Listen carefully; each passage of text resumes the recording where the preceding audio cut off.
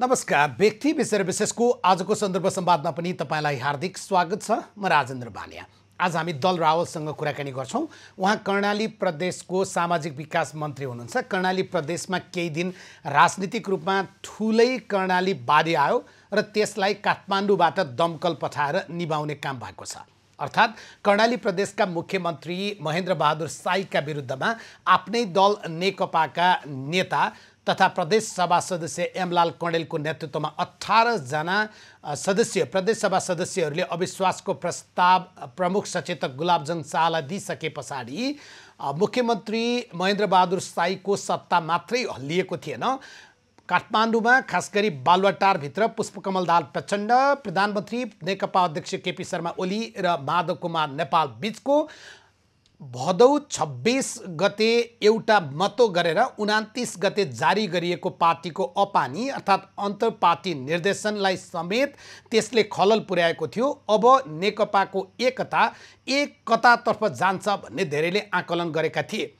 कर्णाली प्रदेशको मुख्यमन्त्री परिवर्तनका लागि आफ्नै सांसद, त्यो पनि पूर्व माओवादी पृष्ठभूमिका 3 जना सांसद अनि केपी ओली र माधव कुमार नेपाल खेमाका प्रदेश सभा सदस्यले हस्ताक्षर बुझाउँदै गर्दा त्यसको बाछिटा प्रदेश नम्बर 3 र प्रदेश नम्बर 1 मा पनि पर्नेछ भन्ने धेरैको आकलन थियो। प्रदेश नम्बर 3 अर्थात् बागमतीमा मुख्यमन्त्री डोरमणि पौडेलका विरुद्धमा उनकै पार्टी नेकपाका सांसदहरूले हस्ताक्षर सङ्कलन गरिसकेको तर केन्द्रीय नेताहरूको निर्देशनमा त्यसलाई गुमसुम राखिरहेको सन्दर्भमा अब यो विस्फोटको चरणमा जान्छ भन्ने राजनीतिक अड्कलबाजी अनि प्रदेश नम्बर 1 जहाँ शेरधन राईले मुख्यमन्त्रीका रूपमा काम गर्न सकेनन् भन्ने आलोचना छ, आरोप छ, टिप्पणी छ अनि विवाद छ। भीम आचार्यलाई 2 मतको अन्तरले हराएर जसरी शेरधन राई प्रदेशको मुख्यमन्त्री बनेका थिए 1 मा, उनका विरुद्धमा पनि माधव कुमार नेपाल पक्ष र अध्यक्ष पुष्पकमल दाहाल पक्षले अविश्वासको प्रस्ताव दर्ता गर्ने विषय बाहिर आएको थियो। तर एकाएक पुष्पकमल दाहाल प्रचण्डले बालुवाटारमा र त्यसैगरी बालकुमारीसँगको वार्ता र संवादमा यदि कर्णाली प्रदेशका मुख्यमन्त्री हटाउने र उनी विरुद्ध अविश्वासको प्रस्ताव ल्याउने हो भने यसले समग्र नेकपा एकतालाई अप्ठ्यारो पार्नेछ र हिजो भएका सहमति र सम्झौतामा समेत यसबाट पछाडि हटेको ठहरिनेछ भनिसके पछाडि संसदीय दलको प्रमुख हुनका लागि मुख मिठ्याइसकेका एमलाल कणेललाई नेकपा केपी ओली पक्षका नेता सुभाष चन्द्र नेमाङले फोन गरेर तत्काल अविश्वासको प्रस्ताव दर्ता नगर्न संसदीय दलको बैठक नबोलाउनका लागि आग्रह गरेका थिए। जस अनुसार एकातर्फ भन्ने बेलामा कर्णाली प्रदेशका प्रदेश सदस्यहरू जसले हस्ताक्षर गरेका थिए उनीहरूले सञ्चार माध्यममा, सामाजिक सञ्जालमा र आपसी कुराकानीमा यो प्रदेश सभाको अधिकार हो, संघीयताको मर्म मान्ने हो भने यो विषयमा केन्द्रले हस्तक्षेप गर्नु हुँदैन भनेर उहाँहरू जो डुक्रिरहनु भएको थियो, यति बेला चाहिँ उहाँहरूको मुख बन्द भएको छ। मुखभित्र पानी हालेको कि नेताको जवानी, साँच्चै त्यस्तै भएको छ र अन्ततः कर्णाली प्रदेशको एउटा राजनीतिक घटना पटाक्षेप भएको छ। भएको के थियो? दल रावल कर्णाली प्रदेशमा उहाँ सामाजिक विकास मन्त्री हुनुहुन्छ, हुम्लाबाट प्रतिनिधित्व गर्नुहुन्छ। यति बेला हामीसँग कुराकानीका लागि हुनुहुन्छ। मन्त्रीज्यू, स्वागत छ कार्यक्रममा। धन्यवाद। यति केही दिन तपाईहरुको मन्त्री पद जाने कि रहने, मुख्यमन्त्रीसँगै मन्त्रीहरूको अवस्था के हुने भन्ने बडो धेरै उतार चढाव तपाईहरुको मनमा तुलबुल भएको थियो क्यारे, हैन? फेरि मन्त्री पद जोग्यो, हैन? त्यस्तो चाहिँ होइन। अब यो पार्टीको आफ्नै चाहिँ विधान छ, संसदीय दलको विधान छ। अब हाम्रो पार्टीको एकीकरणको एउटा मान्यता छ। त्यो मान्यतामा रहेर चाहिँ हामीले काम गर्नुपर्ने हुन्छ। त्यही नाताले पद रहने र जाने भन्ने भन्दा पनि हामीले कुन मान्यता कायम गर्छौं, कुन संसदीय प्रणालीमा हामी जान्छौं, पार्टी एकताको स्पिरिटलाई कसरी कायम गर्छु भन्ने नै सबभन्दा ठुलो कुरा हो। पद त अब यो मन्त्री पद भने स्थायी पदै होइन। मन्त्री आज नियुक्ति भयो, आजै पनि जान सक्छ। हामीले देखेकै छौँ नेपालमा 14 दिनमा चाहिँ मन्त्री हुनुभएको छ। हामी त 32-33 महिना मन्त्री भइसक्यौँ। त्यस्तो ठुलो मन्त्री आउनु र जानुमा त्यति ठुलो कुरा भएन। तपाईं स्वयंलाई चाहिँ पार्टी एकताको स्पिरिटलाई कसरी लैजान्छु भन्ने नै त्यो मेजर कुरा भएको नाताले हामीलाई त्यस्तो लागेको थिएन। तर पनि हामीले एउटा अन्डरस्ट्यान्डिङ केन्द्र पार्टीले चाहिँ एउटा अन्डरस्ट्यान्डिङ गरिसकेपछि अब यो समस्याको समाधान चाहिँ पार्टी केन्द्र र आदरणीय नेताहरू बिचमा हुने भइसकेपछि त्यस्तो समस्या अब छैन। समस्याको समाधान भयो त नभनौँ, टालटुल भएको छ भनौँ न, हुन्न? होइन, समस्याको समाधान पार्टी केन्द्र स्वयंले गर्ने भइसकेपछि मेरो विचारमा कर्णाली प्रदेशमा अब समस्या रहेन। त्यो चाहिँ पार्टी केन्द्रले नै आफै स्वयं आदरणीय नेता, आदरणीय दुईटा सम्माननीय प्रधानमन्त्री पार्टी अध्यक्ष र आदरणीय कार्यकारी अध्यक्ष बिचमै दुईजनाले सर्कुलर गरेर निर्देशित गरिसकेपछि त्यो पार्टी केन्द्रको विषय बन्यो। अब यो यहाँको समस्या चाहिँ पार्टी केन्द्रले स्वयंले कार्यान्वयन गर्नुभएको नाताले हामीलाई त्यो समस्याको रूपमा चाहिँ अब सुर्खेतमा समस्याको रूपमा, अब कर्णालीमा समस्याको रूपमा रहेन।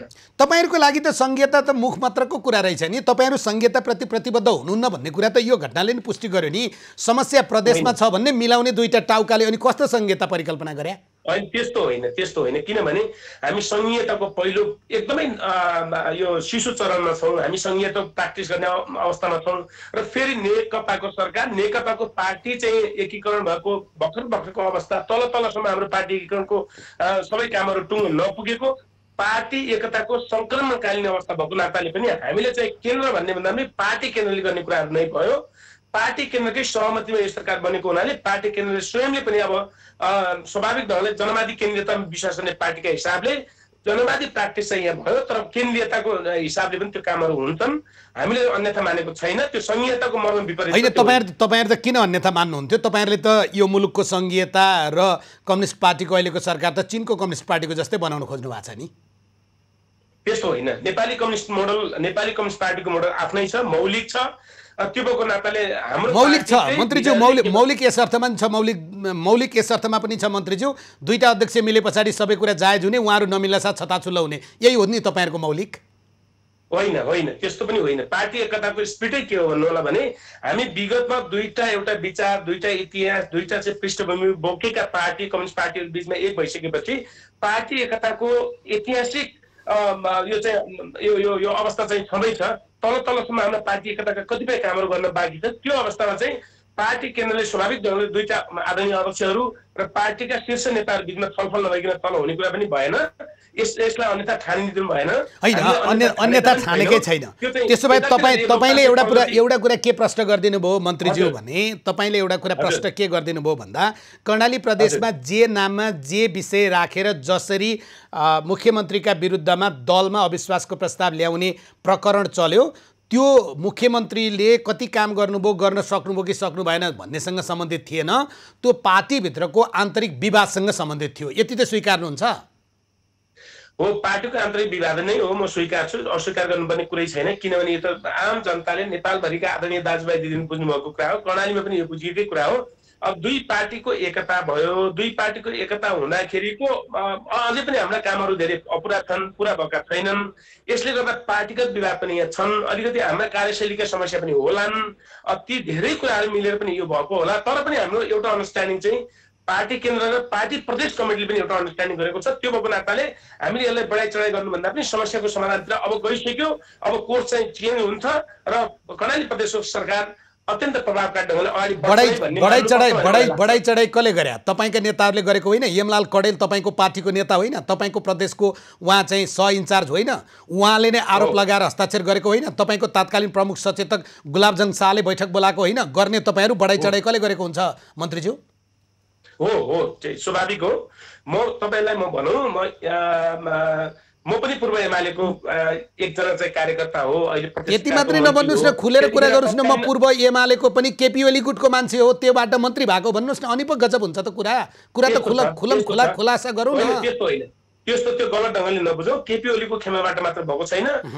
यो चाहिँ हाम्रा यहाँ सरकार बाहिर रहनुहुने साथीहरू, विभिन्न विचार समूहका साथीहरूबाट भएको थियो। तर पनि हिजो एक ढङ्गले एउटा सल्भ भएको छ। आदरणीय नेताहरू प्रदेशमा पनि आदरणीय नेताहरू हुनुहुन्छ, सुझबुझपूर्ण निर्णय उहाँहरूले गर्नुहुन्छ।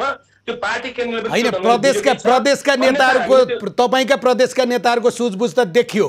उहाँहरू कुन उमेरसम्म केटाकेटीले खेल्ने जस्तो भाँडाकुडी खेल्नु हुँदो रहेछ, भतेरकुडी खेल्नु हुँदो रहेछ। हामी केटाकेटी हुँदा लालुपाते गाडेर माटो जम्मा गरेर यही हो मेरो धानको कुन्यु भन्थ्यौँ क्या। तपाईँले सुर्खेतमा त भाँडाकुडी नै खेल्या हो त। त्यो त तपाईँका नेता कति वयस्क, तपाईँका नेता कति जिम्मेवार, तपाईँका नेताहरूले गरेको क्रियाकलाप कति गजब, त अझ पनि भन्न बाँकी छ। अब त्यो यस्तो हुन्छ, राजनीतिमा सबै कुराहरूको सम्भावनाहरू रहन्छन्। यसलाई यसरी बुझ्दिन म चाहिँ आग्रह गर्न चाहन्छु। स्वाभाविक ढङ्गले कर्णाली जस्तो ठाउँमा जो चाहिँ एउटा सरकारले एक खालको स्पिड लिएको अवस्था चाहिँ छ, यसमा चाहिँ बाधा अवरोध आउनु राम्रो थिएन, राम्रो भएन।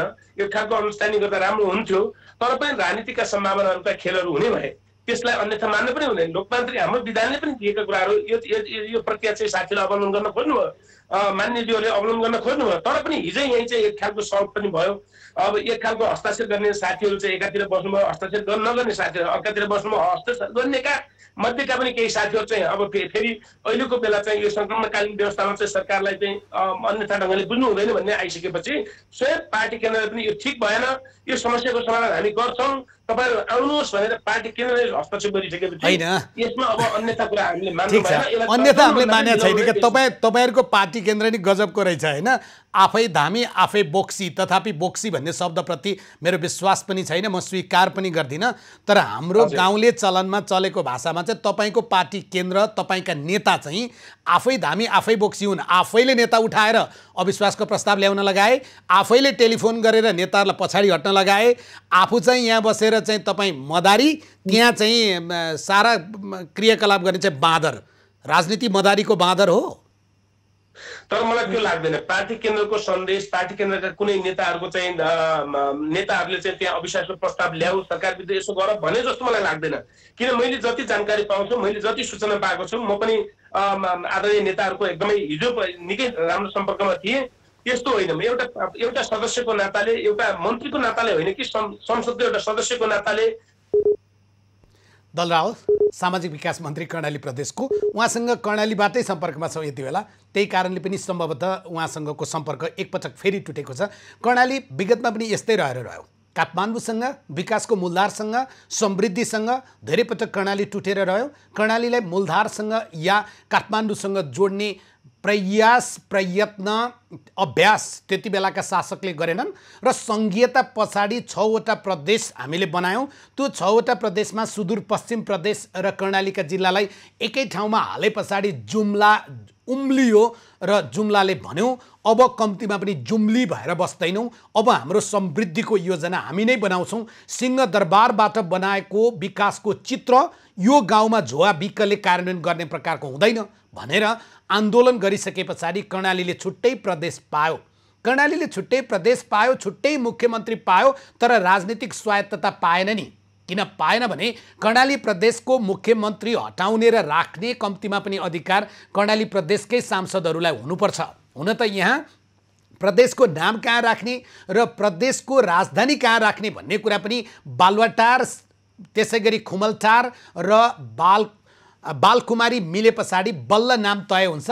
हेटौडा राजधानी राखिदिनु पर्यो भनेर बिन्ती पत्र हाल्न मुख्यमन्त्री आफ्नो प्रदेश सभामा जानुहुन्न, किनभने उहाँका लागि संविधान पनि बालुवाटार हो, उहाँका लागि वेद, कुरान, मुन्दुम या बाइबल पनि उहाँका लागि बालुवाटार हो। बालुवाटारले हेटौडामै राख्नु र कसैले विरोध नगर्नु भनेर लिखित आदेश पठाए पछाडि सांसदहरूको मुख बन्द हुन्छ र उनीहरू त्यही पक्षमा मत हाल्छन्। पछिल्लो पटक देखियो नि, बुटोल राजधानी भएन भने हामी पार्टीमा बस्दैनौँ या पार्टीबाट राजीनामा दिन्छौँ भन्ने रूपन्देहीका प्रदेश सांसदहरू यति बेला सडकमै हिँडिरहेका होलान् कि घरमा क्वारेन्टिनमा बसेका होलान्।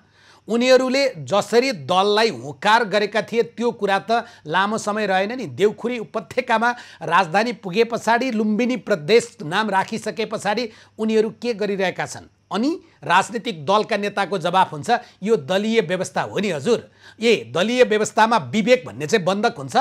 कुन कुन मुलुकमा यस्तो प्रकारको दलीय व्यवस्था अभ्यासमा छ एकपटक जानकारी पाउन हजुर।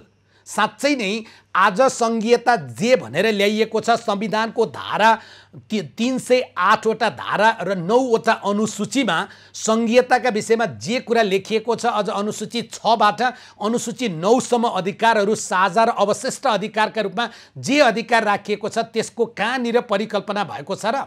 कर्णाली प्रदेशमा पछिल्लो पटक जे घटना घटेको छ यसलाई कतिपयले अध्यक्ष प्रधानमन्त्री केपी शर्मा ओलीको पछिल्लो अर्को हारका रूपमा व्याख्या गरेका छन्, त कतिपयले पुष्पकमल दाहाल प्रचण्डले आफू निकटका मुख्यमन्त्रीलाई जोगाउन गरेको प्रयत्नमा माधव कुमार नेपाल पक्षले फेरि एक एकचोटि बैगुनीलाई गुणले साटो फेरेको रूपमा हेरेका छन्। किनभने पछिल्लो भदौ 26 गतेसम्म आउँदा जसरी पुष्पकमल दाहाललाई काँधमा बोकेर हिँडेको थियो नेपाल पक्ष या खनाल पक्ष, अन्ततः दुईवटा अध्यक्षले घाँटी जोड्दाखेरिमा आफूहरूको काँध दुखेको तर खाली भएको, त्यस बापत निमेक पनि नपाएको जो चित्त दुखाइ माधव कुमार नेपाल पक्षको थियो, उसले यो पटक पुनः पुष्पकमल दाहाल प्रचण्डलाई गुण लगाएको छ र उसले हेर्न खोजेको छ महाधिवेशनसम्म साँच्चै तिमीलाई कहिलेसम्म हामी गुण लगाइरहने र तिमी गुण काडा भइरहने भन्ने उसको प्रश्न हुनसक्छ।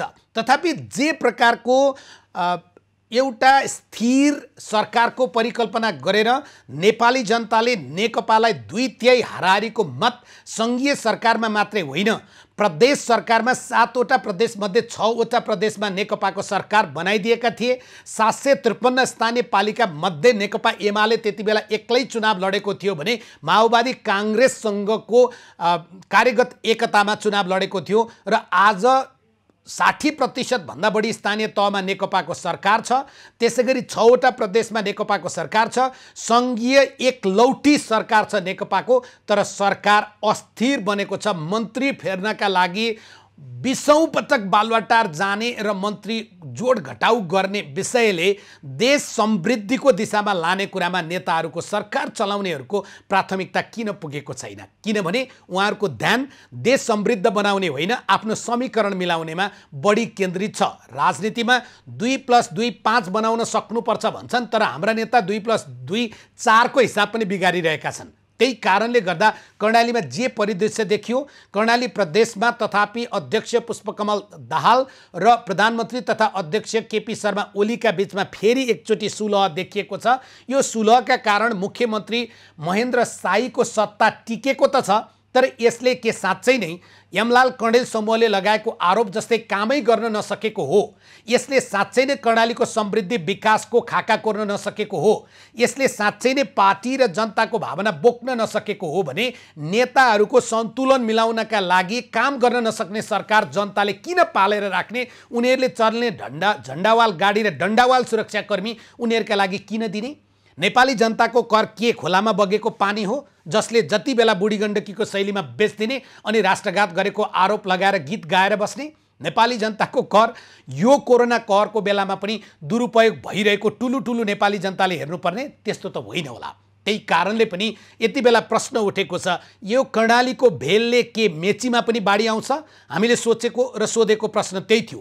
कर्णालीको बुलबुले ताल जो यो पटक फुट्न खोजेको थियो, नेताहरूले त्यसलाई हत्केलाले छेक्न खोजेका छन्। नेताहरूले त्यसलाई केही समयका लागि सामसुम गर्न खोजेका छन्, तर बुझ्ने कसरी? नेकपा भित्रको विवाद, नेकपा भित्रको समस्या, जसरी उहाँले 79 दिनसम्म त उहाँहरूले पार्टीको स्थायी समितिको बैठक चलाउनु भयो अस्थिर समिति जस्तो, अनि अहिले फेरि कर्णालीमा गरेको के? दल रावलसँग हामी केही बेर छुट्टिएका थियौँ, यति बेला जोडिया छौँ। सामाजिक विकास मन्त्री हुनुहुन्छ कर्णाली प्रदेशको। मन्त्रीज्यू, हजुर, यो कर्णाली विगतमा धेरै वर्ष यसरी नै सम्बन्ध विच्छेद भएर रह्यो, तर अहिले संघीयता पछाडि केही बेरपछि भने नि तपाईँको र मेरो फेरि सम्बन्ध चाहिँ जोडियो। गजब कुरा यही भएको छ होइन? तपाईँहरूलाई त राजीनामा दिनलाई ठिक्क बनाएर राखेको, तपाईँ त राजीनामा खल्तीमै बोकेर हिँड्नु भएको थियो होइन त्यो अविश्वासको प्रस्तावको विषयमा हिजो? त्यस्तो होइन, त्यस्तो होइन। यहाँ लोकली जे भए पनि माथि चाहिँ मैले तपाईँलाई प्रश्न भन्छु, मैले चाहिँ माथि आदरणीय नेताहरूलाई चाहिँ सम्पर्क गर्दाखेरि यो राजीनामाको विषय पनि होइन, यो चाहिँ हामीले चाहिँ यहाँ केन्द्रबाट केही पनि भएको छैन, हामी चाहिँ समस्याको समाधान गर्छौँ, त्यो भएर नआत्तिनुस् भन्नुभएर निर्देशन गर्नुभएको हो। त्यो समस्या केन्द्रबाट सिर्जित पनि थिएन, यो चाहिँ स्थानीय रूपमा सिर्जित समस्या भएको नाताले हामीले राजीनामाको विषय पनि उठेन, राजीनामा पनि गरेनौँ। हामी सरकारका सदस्य थियौँ। खल्तीमा राजीनामा थियो रे तपाईँको? अहिले नि हिजो लगाएको कोट त्यही हो भने खल्तीमा राजीनामा होला? एकचोटि छाम्नुहोस् त खल्तीमा, कि घरमै छोड्नु? होइन, छैन, त्यो कदापि होइन। त्यो राजीनामा काहीँ पनि केही राजीनामा कुरा विषय पनि छैन। हामीले राजीनामा गरेका पनि थिएनौँ, गर्नेवाला पनि छैनौँ, किनभने यो सहमतिको कुरा हो। पार्टी एकातर्फ एउटा स्पिड एकातिर छ भने हामीले यहाँ राजीनामा गर्नु, अल्पमत बहुमत गर्नु, त्यो चाहिँ वास्तवमा कदापि चाहिँ ठिक थिएन। त्यसो भए त्यो 18 जना मान्छेले जो हस्ताक्षर गरे तिनीहरूले गलत गरेका थिए भन्नु न त एकचोटि। होइन, त्यो हिजो त आफै पनि गलत गर्यो भन्नुभयो त उहाँहरूले। गलत गर्यो भने त केही साथीहरू त फेरि बैठकमा उपस्थित हुनु भएन त। भनेपछि त त्यो पार्टी केन्द्रको एकताको स्पिडको पक्षमा त्यो थिएन। साथीहरूको असन्तुष्टि हाम्रो ठाउँमा छ, लोकतन्त्रको विधि प्रयोग गर्न उहाँले चाहनुभयो, तर लोकतान्त्रिक विधि हुँदाहुँदै पनि हाम्रो अब आजको दिनसम्म नेकपाको राजनीति सहमतीय ढङ्गले अगाडि गएको संक्रमणकालीन एकताको एउटा स्पिरिटलाई समातेको हुनाले यो चाहिँ अल्पमत बहुमतका कुरा होइनन्, हामी सहमतिमै जान्छौँ भन्ने एउटा सन्देश हिजो पनि गएको छ। मन्त्रीज्यू सुन्नुहोस् न, यो रेडिमेड लुगा चाहिँ कस्तो हुँदो रहेछ भने नि, लुगा चाहिँ नापेरै सिलाएर लाउन पर्दो रहेछ क्या मन्त्रीज्यू। तपाईँ जस्तो चिटिक्क परेको मान्छेलाई त्यो रेडिमेड लुगा, त्यो पनि चाइनातिर बनेको, त्यो चाइना भने नि खासा क्या, त्यता बनेको लुगा लगायो भने यता मिल्यो उता मिल्दैन, उता मिल्यो यता मिल्दैन हुन्छ क्या, कम्मर मिल्यो खुट्टा मिल्दैन, खुट्टा मिल्यो कम्मर मिल्दैन। यो तपाईँहरूको घटना त्यस्तै त्यस्तै लागेको छ। त्यसो भएर मैले सोधेँ, उहाँहरूले लगाएको आरोप चाहिँ के छ भने मुख्यमन्त्री महेन्द्र बहादुर शाहले काम गर्न पनि सक्नु भएन, समृद्धि पनि गर्न सक्नु भएन, सबैलाई मिलाएर लान पनि सक्नु भएन, उहाँ असफल हो, असक्षम हो। त्यो आरोप लगाएको कागज त अहिले पनि छ नि त हजुर, असक्षम मान्छेलाई जोगाउने हो त होइन। त्यस्तो होइन, यो सक्षम र असक्षम भन्ने कुराहरू त अब इतिहासले देखाउने कुरा भयो। अब हामीले एउटा कुरा गर्दा एउटा असन्तुष्टि राख्दाखेरि त एउटा कारण त देखाउनै पर्ने पनि होला राजनीतिमा, होइन, त्यसमा म जान चाहन्न।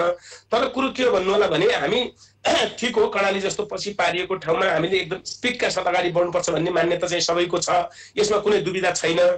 कुरो के हो भन्नु होला भने यो राजनीतिक कुरा हो। यो को सक्षम को असक्षम भन्दा पनि यो चाहिँ असन्तुष्टिको एउटा एउटा एउटा जग थियो, एउटा राजनीतिक कुरा पनि थियो।